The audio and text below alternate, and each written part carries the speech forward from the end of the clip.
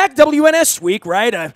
No baseball other than spring training here and again, and the Ravens had their free agency thing starting last week, and little did we know, the little engine that could, number 16 seed, UMBC, that's University of Maryland, Baltimore County, not UCMB or whatever the hell people were calling it over the weekend. And the Dogs certainly howled all week long and right up to the bitter end against K-State on Sunday night. Luke Jones is here, and he's usually monitoring the University of Maryland at College Park, although they don't call it UMCP, but this is UMBC, and I think by the end of the weekend, if everybody didn't know who Zach Seidel was, and he'll be joining us before the week's over here, they certainly know about Jarris Lyles, they know about Ryan Odom, and UMBC became the story of the tournament. Every time I looked up, Greg Gumbel was saying, let's go to UMBC, where they're all excited, you know? As a few people noted on Sunday night, as UMBC was winding down and ultimately falling to Kansas State 50-43. A couple years from now, no one's going to really remember who won the 2018 national championship game. I guess unless Loyola Chicago wins or something like that. But the Butlers and the George Masons have given everybody a little bit of breathing room. That it could be you. And certainly for UMBC, when the game was a one-point game in the second half, it could have been them, right?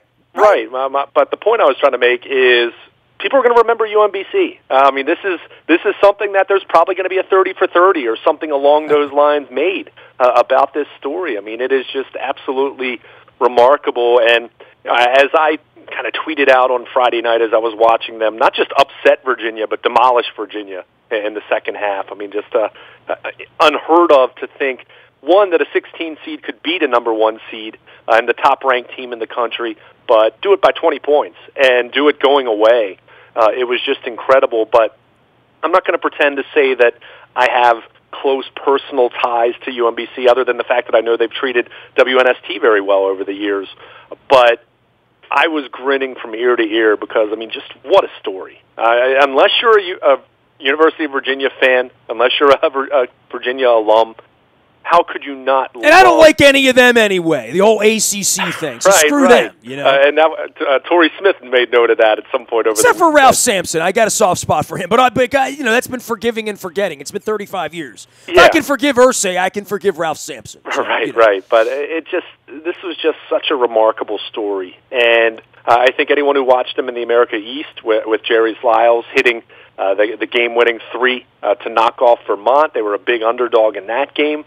Playing on Vermont's home floor to make the NCAA tournament, I wanted to see them put up a good showing. You know, I didn't want to see them lose by 35 to Virginia, and to see them do what they did, they're going to be remembered forever. I mean, this, as much as people talk about some of the great runs of the past, the Butlers, the VCUs, that George Mason, they're going to be right there. And even though their run didn't last to the Final Four or anything like that, this is just the ultimate because, how many years have we talked about the fact that and debated, will a 16 ever beat a 1? And maybe it's a reflection of college basketball. Maybe it's the fact that so many people looked at this tournament field and said, there are plenty of good teams, but you don't really feel like there are that many great teams.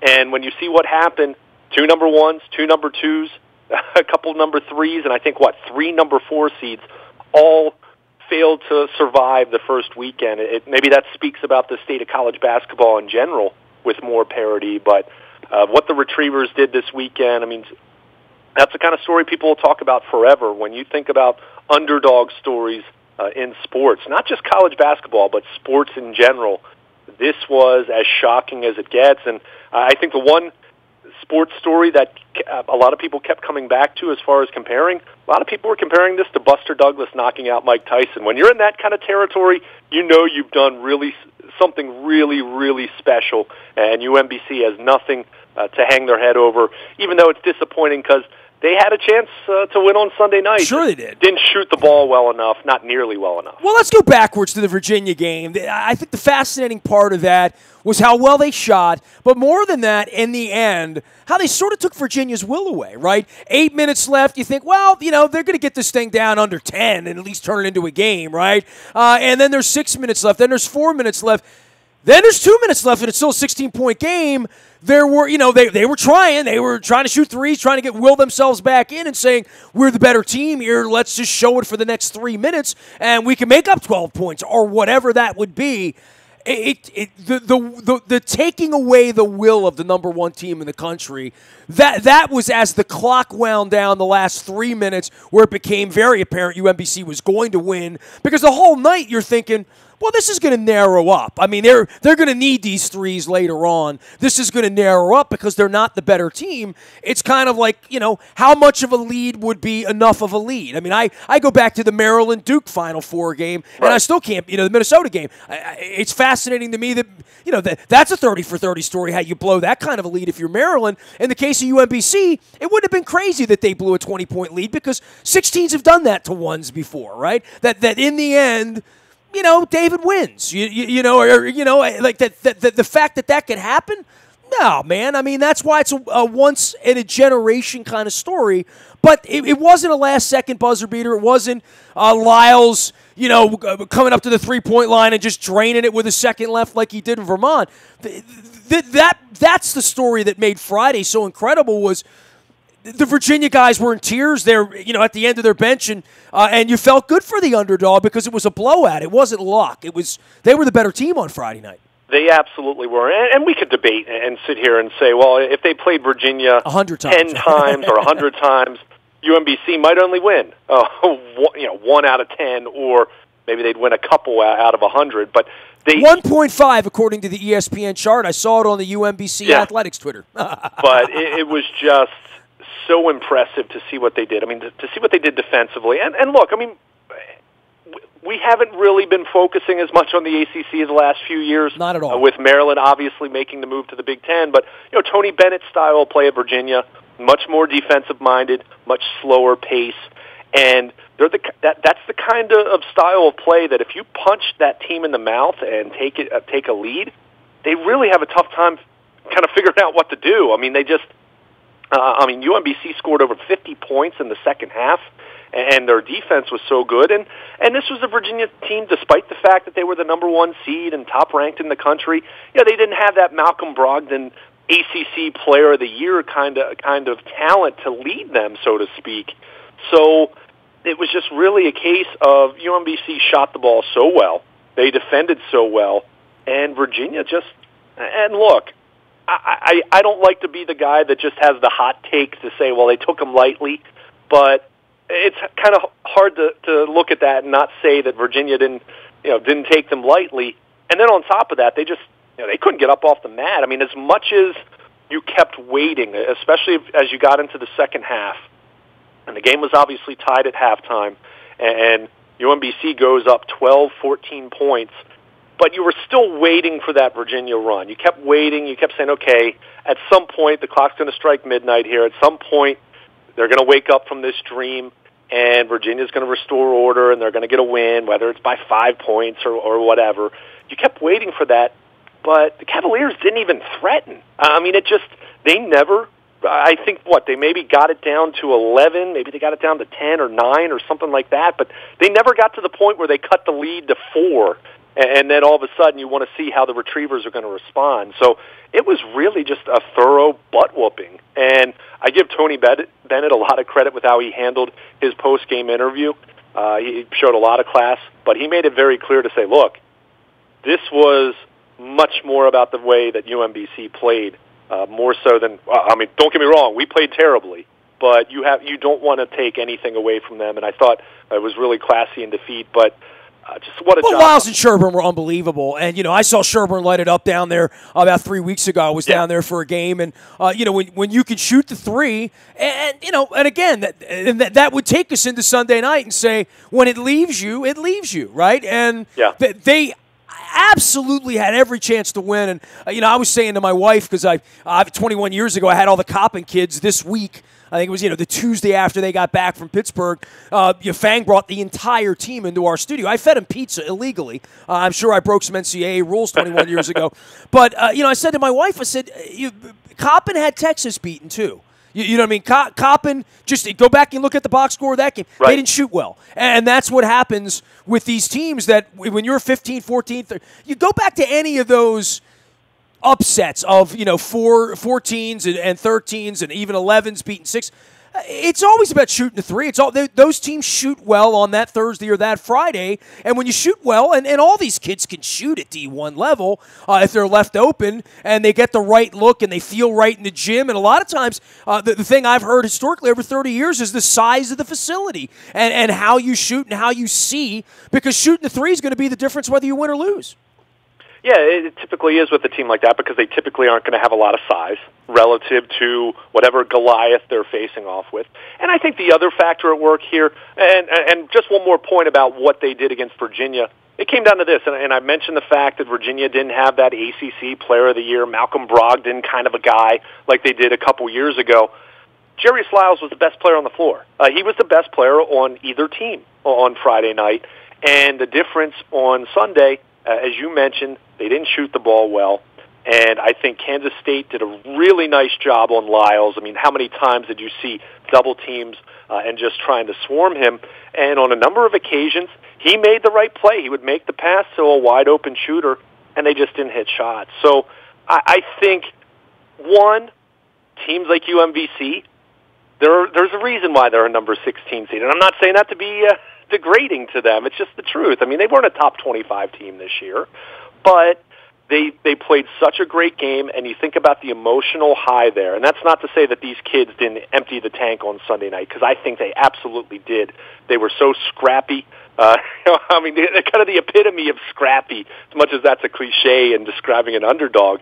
But, late in the game when they're diving on the floor for loose balls, I mean, they put forth the effort. But when you shoot as poorly as they did, and not just from behind three, but they were 9 of 18 from the charity stripe. I mean, they make 4 or 5 more free throws. This is a different game. We're talking about UMBC potentially winning or forcing overtime or whatever. But I think just the emotional high, they played late on Friday night. Clearly they've received a ton of attention on Saturday and throughout the day, Sunday leading up to tip-off. You do wonder how much fatigue set in there, physical and mental fatigue, where they emptied the tank. I don't think it was a case where their preparation lacked. I think they were exhausted, and they just even going back to the America East final the previous weekend, the emotion of that game and pulling that off, being a heavy underdog against a team they'd lost to twice by I think a combined 40-some points. So I think it just was a matter of the magic ran out. They weren't supposed to make it beyond the second round, and that's nothing to be ashamed of, but it is disappointing because Kansas State did not play all that terribly well. But I think Kansas State, they did such a good job on Lyles, and they didn't get anyone else to really step up. I mean, KJ Mara played pretty well. It's certainly got to like how he plays, considering his lack of size. I mean, he's fun to watch. Just kind of that epitome of that undersized point guard at the college level that you really want to root for. But they didn't make shots. I mean, when you shoot 29.8% from the field and 50% from the charity stripe and 27% from beyond the arc, and you're an underdog, you don't have a chance. I mean, it's really from that context, they probably were fortunate to be in the game, but they were in that game because they played so well on the defensive end. So it just wasn't meant to be, but wow, the fact that you can even talk about being disappointed that UMBC didn't get out of the second round speaks to how truly special this weekend was.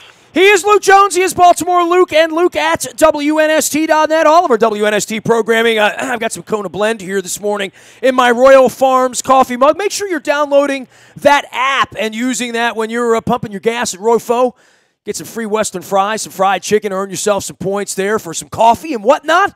It's Royal Farms, real fresh, real fast. Also brought to you by our friends at Freedmont Mortgage. Reminder, head coach Barry Trotz will be swabbing with us for the Bone Marrow Registry and previewing the Stanley Cup playoffs. The Capitals head coach joins us at Michael's Cafe next Thursday, the 29th. It's after opening day. 7:30 p.m. next Thursday night, we'll be hopefully talking about a 1-0 Orioles start against the Minnesota Twins. I'm sure we'll talk more about that with Luke as well. But it's all brought to you by Freedmont Mortgage. They've been helping us swab and save lives. Don't make a 30-year mistake by choosing the wrong lender. You need Carl Delmont and our friends. You need Freedmont's online education and their little university at Freedmont.com. That's Freedmont. They will be with us next Thursday night. They've always helped us with There Goes My Hero and all of our leukemia, Jen Strong, and Be More Positive thoughts. Also, Cole Roofing. We all felt that March wind blowing in. Billy Cole's here to remind you that, you don't want to let a goof on your roof, and that wind destroys roofs. Trust me, I know firsthand. Get somebody up there to get a look around before the weather gets bad. I know we got some precip this week. ColeRoofing.com and Pfister Energy, your choice for commercial roofing. The BuyAToyota.com Audio Vault is there 24 hours a day from anywhere in the world on your mobile device by downloading the TuneIn radio app. We do come in crystal clear from anywhere in the world. Of course, BuyAToyota.com. Been with us now for 20 years as a sponsor. So I want to tip the cap to them and say a big, big thank you to BuyAToyota.com. Luke Jones is with us. We've discussed basketball, and I guess life goes on for these other 16 teams, and, someone else gets to wear the Cinderella slipper. We'll let the 11 seed do that for the time being. But, dude, we're a week and a half out on baseball, and I've talked about Barry Trotz, and I've talked about the swabbing we're doing on opening day. Man, it is sneaking up on us, right? And I know most of us are not because, the Orioles have a television network that they don't show their own games. So most of us are kind of on the outside without being able to see what's going on down there and seeing arms get stronger and pitchers getting stronger and guys trying to work into 5 or 6 innings to be able to come north. But this thing's going to happen very, very quickly next week, opening day, Luke, and it's going to be weird because it's a Thursday. Yeah, it definitely is a little weird, a little bit of a weird setup. I mean, late March is always just strange. I mean, my goodness, we're talking about getting snow this week here in the Baltimore area, and we're going to be seeing baseball played in not too long. It's right around the corner, and you look at this Orioles club. I mean, we've talked at length about what they did or didn't do in the off season, and Alex Cobb is still out there amazingly, not just from an Orioles standpoint, but just in general. He hasn't been signed yet, and we're a little over a week away from opening day. It's just crazy to think that. But when you look at this club, the big news last week was Mark Trumbo is going to begin the year on the disabled list with the quad issue, which just is not. It doesn't bode well when you consider where he was last year, the way he struggled, the way you wanted to see him get some at-bats and put last year behind him, have a decent spring, and that hasn't happened now because physically he hasn't been out there and is not going to be out there for another 3 or 4 weeks. But you look at the spring numbers, realizing that they're just spring training numbers, but hey, it's all we have to go off of. As you mentioned, when you only have a handful of games that are televised, you're kind of just going off of the reports and what Buck Showalter's saying. He's not going to throw anyone under the bus. So you look at the numbers. Pitching-wise, I'm not sure there's anything to really draw too many conclusions from. You'd like to see Dylan Bundy pitch better than he has. You hope that there's no concern there from a physical standpoint, but he's given up, 15 earned runs in 15 innings. I mean, that's not very good, clearly. So you'd like to see better there. Gausman remember, he had that weird first start where he had the collision and they were afraid about a concussion. His last 2 starts, he's pitched really, really well, so good to see that.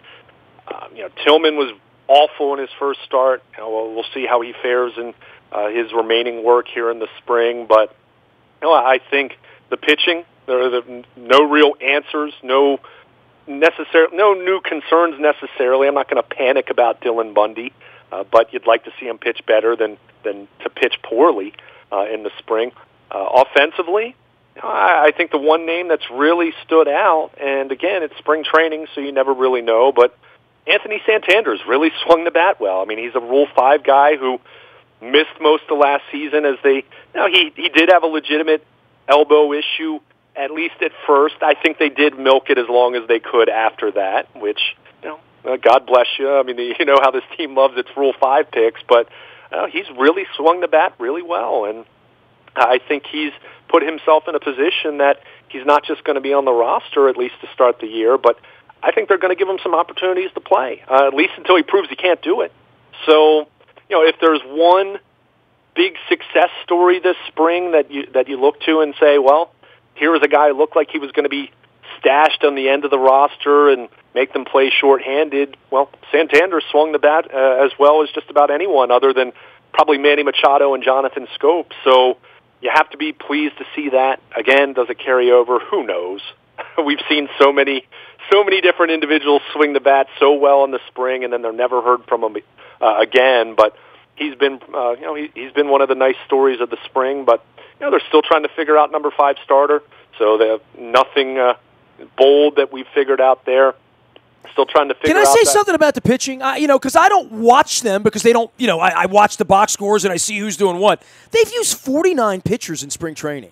Oh, yeah. I mean, that's kind of an unbelievable thing. And, I looked at innings and stuff, and I realized Bundy was going bad. I didn't realize just how bad he's been, through this. I guess I wasn't paying attention into the middle of last week. And I'm obsessed, obviously, with Nestor Cortez, who has pitched 10 innings. And he's been okay. No, he's been okay, but more than that, he's pitched a lot. Castro's pitched a lot, right? I mean, as far as innings. Hart's pitched a lot as far as innings. He's made 7 appearances as well. So they are working these guys out. Yacobonis has gone 7 times. So for me, it's a lot more about getting these guys in and getting them some work. I mean, O'Day's been fine, right? I mean, you'd like to say that could travel north, but I don't know how Bundy's going to travel north, and I don't know how they're going to mince innings together early in the season where starters aren't going to be able to go 5, let alone 7 or 8. Yeah, I mean, it's definitely something. You don't want to draw too many conclusions. And I will say Bundy, his most recent start, which was Sunday, he struggled. Start before that, he pitched pretty darn well. Only gave up 1 run over 5 innings, struck out 5. His strikeout numbers have been okay, especially his last couple starts. But it's definitely something that is concerning relative to where we are in the season. I mean, you're at the point now where you want to see some results. Certainly, you don't want to have a guy with an ERA approaching 10. That makes you feel like Chris Tillman last year. But they've given plenty of opportunities. There's no question about that. And keep in mind, I think one thing that when you look at how many innings some of these individuals have thrown, and they've given Hunter Harvey a pretty extensive look in Major League camp. I think that's something to monitor as far as how it relates to how he might fit in at some point here in 2018. But they play a lot of American League East teams. They've played the Twins, who obviously they're going to start the season. I think there's a lot of effort to try to hide their starting pitchers against those American League East teams. How much of that is valid? How much of that is just Buck using a little bit too much gamesmanship? I don't know. I mean, there's probably some validity to it, but at the same time, there's probably some idea to the notion that they're trying to just hide these guys in general because there are a lot of question marks about some of these guys. So I think they clearly had some need. They still have need. I'm not convinced Chris Tillman is going to be their number 4 starter beyond the start of the season if he can't show that he can be more effective than last year. I don't think he's going to get that long of a leash with only a $3 million contract. So there's still plenty of need. Whether that means they go out and acquire someone still, I'm not holding my breath at this point, but they still could, I suppose. But they had opportunities, and they've given out a lot of opportunities, and there have been a lot of innings awarded to a lot of different individuals this spring. Some of them have already been optioned. Donnie Hart was sent out over the weekend, but they got to figure this out. And, it isn't just the rotation, but it's also those last couple spots in the bullpen.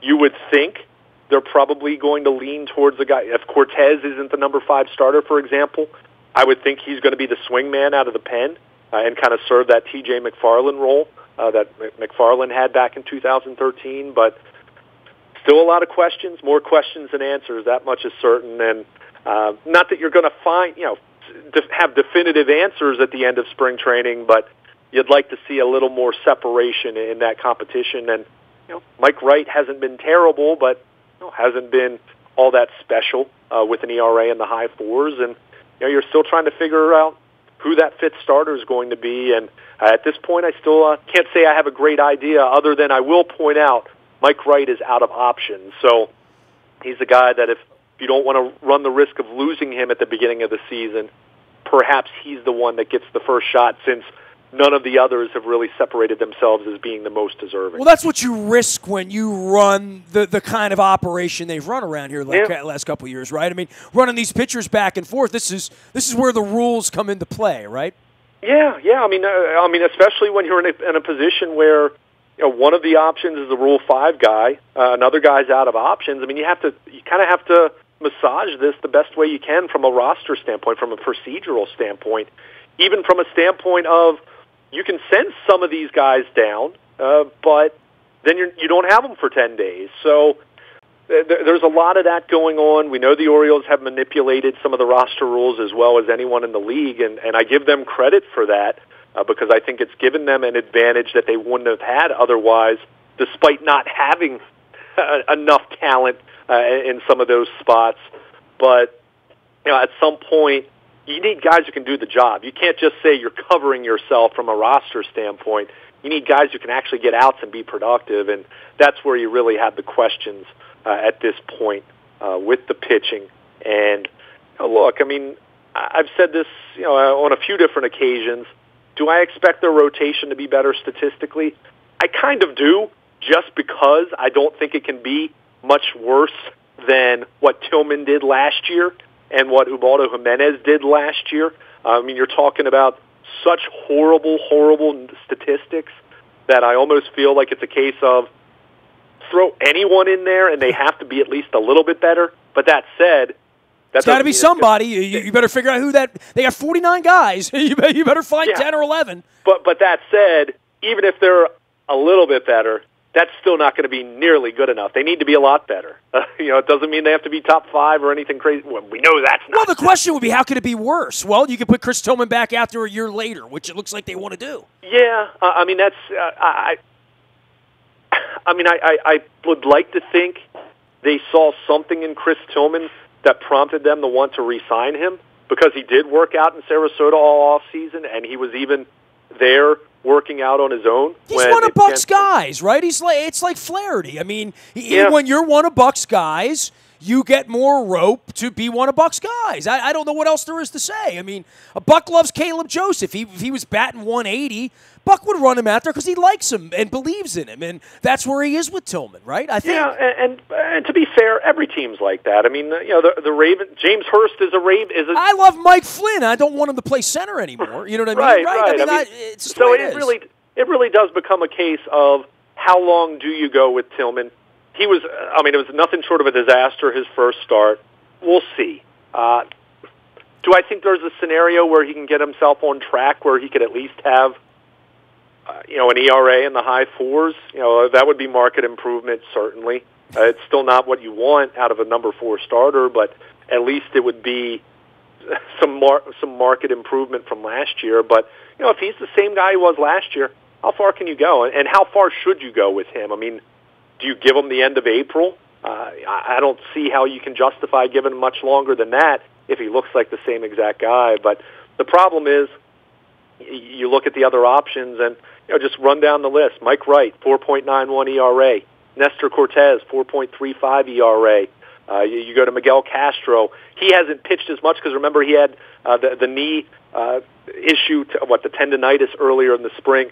But in 6 2/3 innings, he's given up 5 earned runs. So, all those guys we talked about as being those number 5 starter candidates, it hasn't been disastrous across the board, but you haven't had that one guy where you say, man, talk about someone who's really taken advantage of the opportunity. So, well, Wright's going to get an opportunity, right? I mean, that's pretty obvious. At this point, I mean, you would think I would be shocked if he's not either the number 5 starter or at least a long man out of the bullpen. I mean, to start the year now, if he gets lit up and he has a 6 ERA, maybe he's designated for assignment come May 5th. But I would think he's going to be on the roster. There's certainly somebody else is going to have a 12th or 13th or 14th pitcher they're going to throw out that's going to be better than our 8th or 9th or 10th, right? I mean, there are going to be cuts in the middle of next week with other teams' Mike Wrights, right? Like that's going to happen. They're going to be one of the teams always in the market for the next Brad Brock or the next,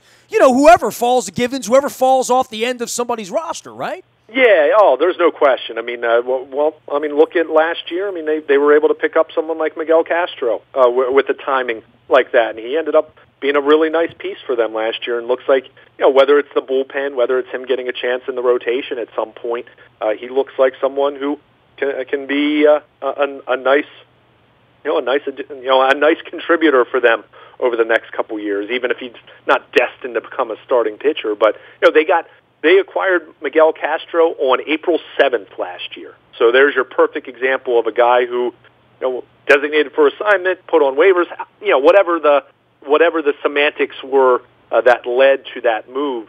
That's the kind of guy that they're going to be looking for. And knowing Dan Duquette and how he's operated, they're going to add a guy or two like that. Now, for every Miguel Castro, there's been 5 or 6 guys that you never heard from, or maybe they got a cup of coffee and got lit up for 3 outings in mid-July, and then they're never heard from them again. But they're going to be making some moves here. I don't think it's going to be anything that moves the meter unless they finally pull the trigger on getting an Alex Cobb. But this is where they are, and I don't think it's a case of being excited about it by any stretch. But the Orioles are proceeding in a very familiar pattern, and we'll see if they figure out a way to make their starting rotation better than it was a year ago, because like I said, it can't be much worse than it was.